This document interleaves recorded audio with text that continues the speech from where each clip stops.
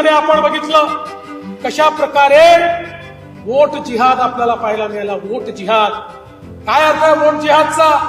Vote जिहादचा अर्थ आहे, एकच साधं उदाहरण सांगतो, धुळ्यासारखी जागा, ज्या जागेवर 6 विधानसभेपैकी 5 विधानसभेमध्ये 1,90,000 मतांनी पुढे असलेला उमेदवार केवळ मालेगाव मध्य या एकाच विधानसभेत 1,94,000 मतांनी मागे जातो आणि 4,000 मतांनी निवडणूक हारतो।